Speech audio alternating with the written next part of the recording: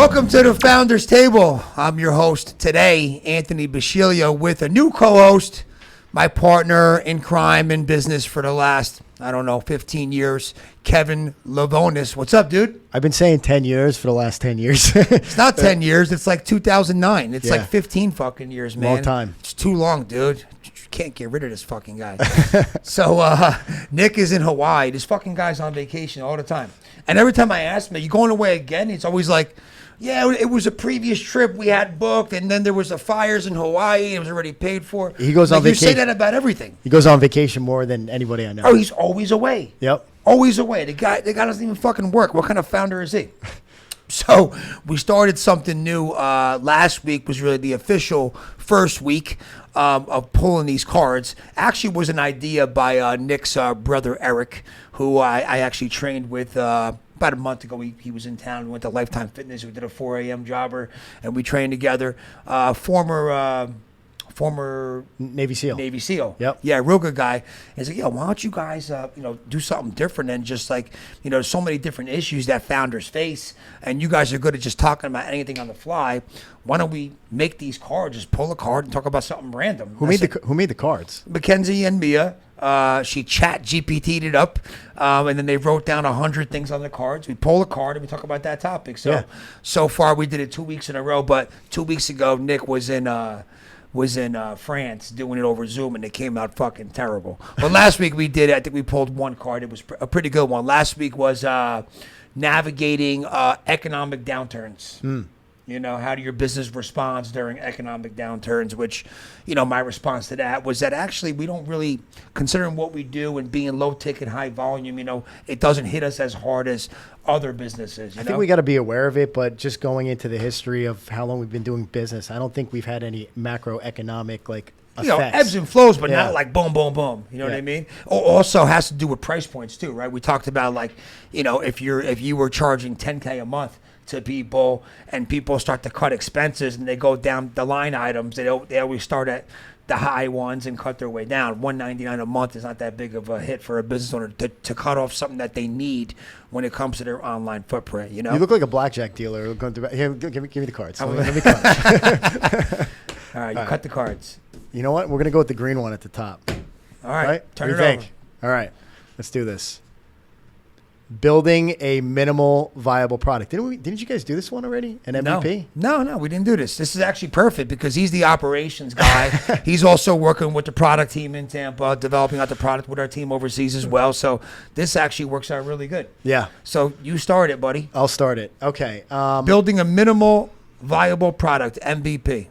Well, first what does that even mean? Yeah, well, minimal viable product. Well, it's minimal amount of resources or effort to get something going, so then you get feedback from customers. I know for us, we like to generate revenue, but for most people, it's being able to, get feedback and some, a voice from the customer, so you know where you're going to go. Well, let me ask you a question. So I was, our friend Alex, Alex, I remember a long time ago, I was in Vegas with him for a bachelor party, and one of his friends were there, and his friend was, and this is 20 years ago, was in the infomercial business, right? When the infomercials were way more popular back then. And we were discussing about how they do things. They make all those like flexible hose and the fucking knives and whatever. And, and remember back then when, it would say allow 6 to 8 weeks for delivery. Yeah. And I said, why does it take 6 to 8 fucking weeks? He goes, because half the time we don't even make the product. He's like, we test out the infomercial. We'll see how many purchase orders come in. Enough come in, we'll make it and ship it out. If not enough orders come in, we know the demand for the market's not there. We don't even make the product. We just refund all the orders.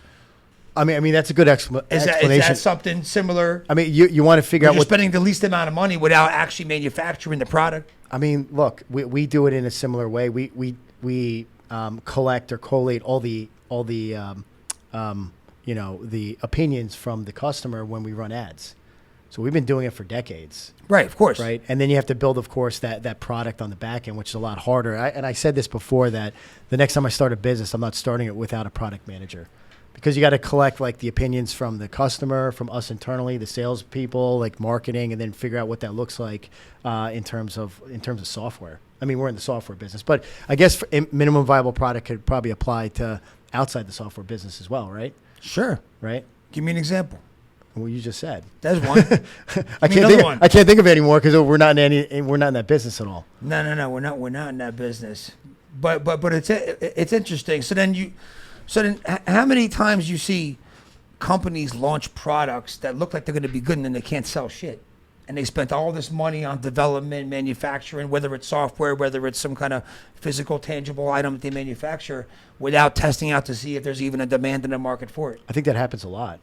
All the time. Well, I mean, if you raise money, does that happen? Well, we haven't raised money in the traditional sense, but in that, I would think like they're probably more insulated from making those mistakes because you have a certain framework you have to go off. Like this is number one. Like you have to generate the MVP before you generate the revenue, right? So the true definition of MVP is building a product with minimal effort to see if it's viable. Minimal effort, expense, minimal expense, minimal people, and then figuring out what the next step is from there. And then the next step from there is probably more engagement, more interaction, and then revenues maybe like step 2 or 3. I mean, it would be great to do it, generate revenue in step 1, but I don't think like even the guys that we're dealing with, I won't mention the vendors, like they're trying to get our business and then scale it from there and see what that looks like. Yep. You know who that is, right? Yeah, I know exactly what you're talking about. Very interesting. All right, well, that's good. Let's pull another card. Should we do green? It depends on the topic. Sometimes it might take the whole podcast. If not, go ahead, you pull it. We'll go yellow. Creating a succession plan. Oh, too bad Nick's not here. That's a Nick. This is exactly what Nick does for a living.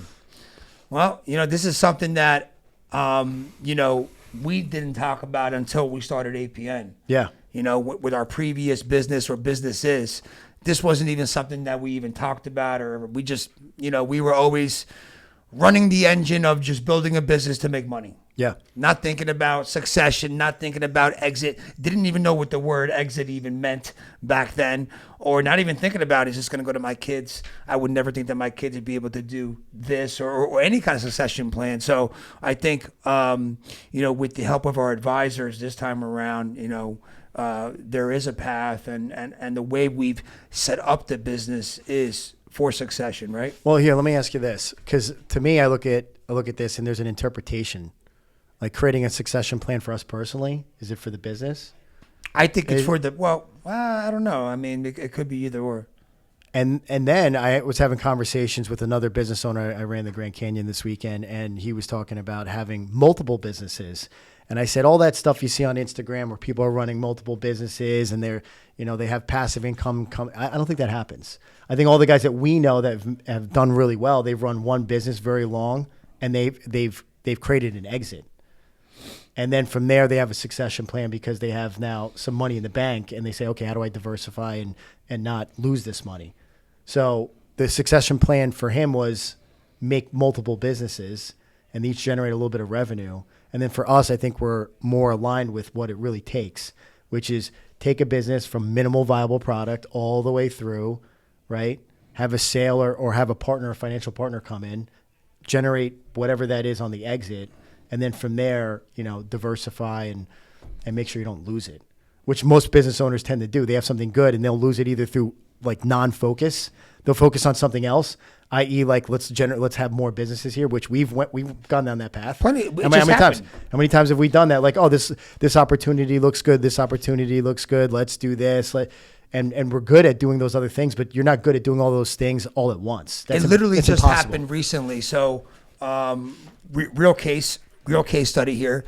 About a year and a half ago, Kevin had some friends down in Tampa.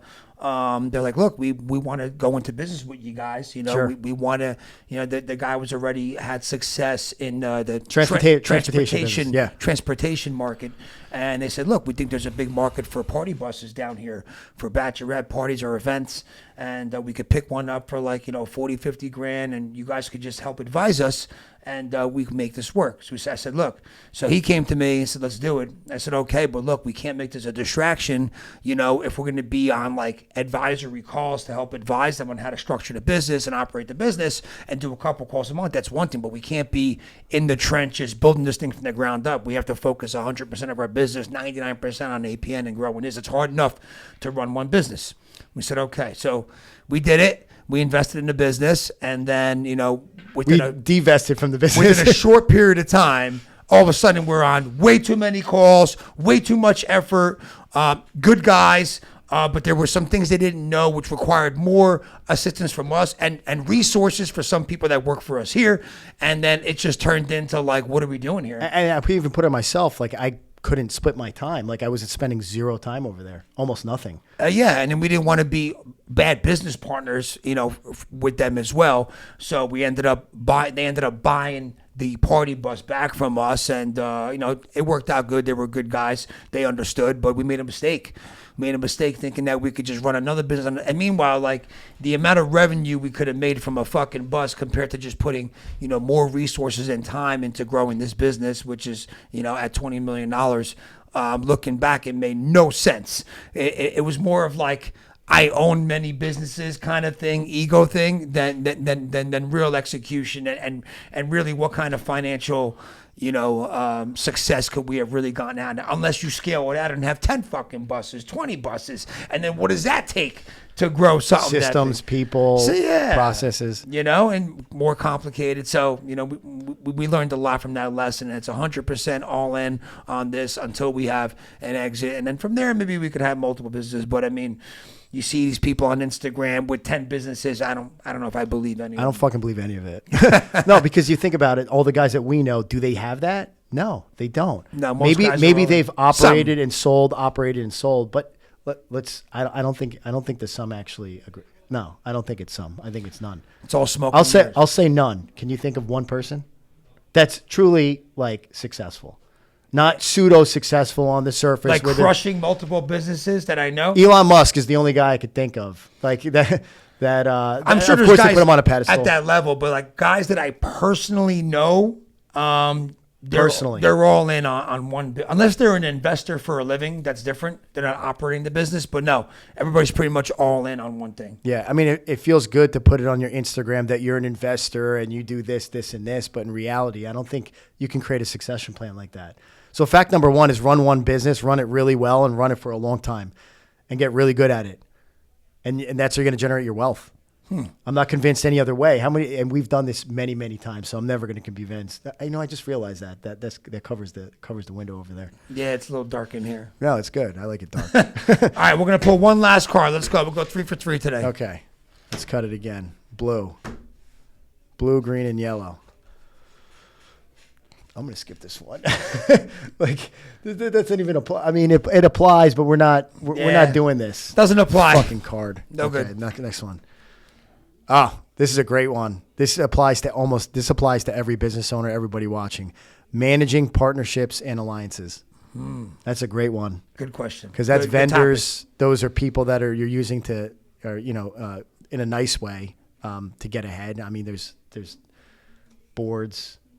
There's advisory boards. There's partners like us. I don't even know where we want to take this. There's channel sales partners. There's employees. I would even say that. I mean, well, managing partnerships and alliances in what way, and how to, make any kind of. The way I've always thought about any kind of alliances, partnerships, is that I always put myself in the shoes of the partner or the alliance and make sure that it's a win-win scenario. Yeah. It's always like, okay, because when you have one-sided deals that are way more in your favor, it usually doesn't tend to be long-lasting. Yeah.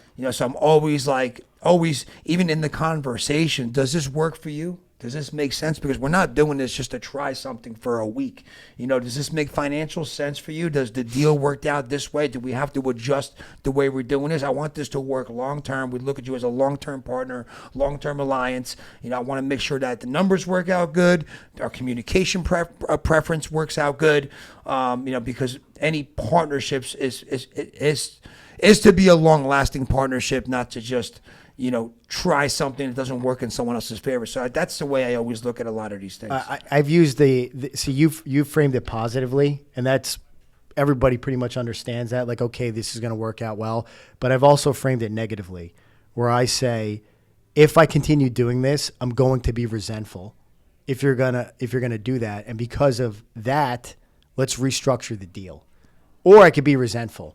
Now, the other person will take it like, well, okay, well, I'd rather him not be resentful. Most people are empathetic to that statement. I've used that with a recent vendor. I've used that actually a couple times in the last month to restructure deals. So the other part of this is you gotta plan out either contractually. Well, let's talk about the contract. Like, if something goes bad, what is it going to look like? And how many partnerships have we had where, over a period of time, and it's like, okay, well, this went south. Thank God we had. Okay, the divorce happened. What does that look like? Yep. A lot. That's happened a decent amount of times. Yeah. It happens. Well, circumstances change, business change, landscape changes. I mean, it just changes. And hopefully you have partners that are willing to restructure deals when things aren't just going the right way. Things go south where it's like, hey, well, our contract says this and we're abiding. It's kind of actually we're going through something right now. With something like, hey, look, it worked for a while. I know we have 6 months left on the deal here, but we're not even using the service anymore because of X, X, and X. It literally just happened. It literally just happened. They're like, look, you got to work with us here. Now I know you guys also offer these other services. We're willing to look at those services, but you can't just keep billing us every month for this service, or we're not going to do business with you ever again. Yeah. So there's potential for still other business with the other services that you have, which we need one of these things. But if you don't, help us restructure the current agreement because we're not using the service. I know we got a 12-month agreement, but things have changed with our business. We no longer need this. You got to work with us here. And I think that working with people who understand that business changes and that sometimes they need to meet you in the middle and restructure for the greater good of the relationship, I think is important. Yeah, I'm going to phrase it, or I'm going to look at it one other way, is people probably think managing partnerships and alliances, like, it'll get you sales. And I think that's a common misperception. Like, it comes down to you. You're going to save you. Like, you can't rely on a partner to make sales. I think that's a bad way to look at it. Maybe a partner could supplement sales, but I wouldn't build a business model upon a partnership. That, I think you're setting yourself up for failure. Oh, don't worry, I got a bunch of guys who are selling. Well, how are they selling? Yeah. What's it like? How many times have you heard that? All the time. All right. So many times. I got great guys. Where are your systems? How do you guys distribute the lead? How do you disposition? How do you manage the organization? Or even try to outsource the sales. Yep. How many times we've seen everybody try to do that? It always fails. Never. Closers.io. We do the selling for you. Then why don't they just start their own business and start selling their own shit? I've seen it work where internally you figure out the sale and you hand that off as a business model for someone else, no different than a franchise, and maybe you have at that point. Reseller model. Or a reseller or a sales channel partner at that point. But you got to figure out all those details. I wouldn't put it on a partnership to figure that out. No, you figure it out first. Put together the model. Here's the model, here's the script, here's how it works, do exactly this, we'll provide the marketing, whatever. Or it works the other way where maybe you have one partner and you really work it really hard with them to figure out all the systems, like the one company that we're working with, and I'm sure they're learning from us, and then they could take that and duplicate that across other partners. But someone's got to beta that and someone's got to structure that and be very close to it, understand all the details. I would be very... I wouldn't feel comfortable just saying, oh, my partners are going to take care of it. It's your job to go and do the due diligence, understand how that works, and then document that so then you could put that across your network of other partners. Good. I like that. Well said. All right, well, there you go. We pulled 3 cards. We did a rapid fire Founders Table podcast. Be back next week. Nick Long should be back. Now he's probably going on fucking vacation again. So if he's not around, I'll patch in Kevin again. Thanks for tuning in. Subscribe to the channel. Like, share. That's the price of admission. And we'll see you next week.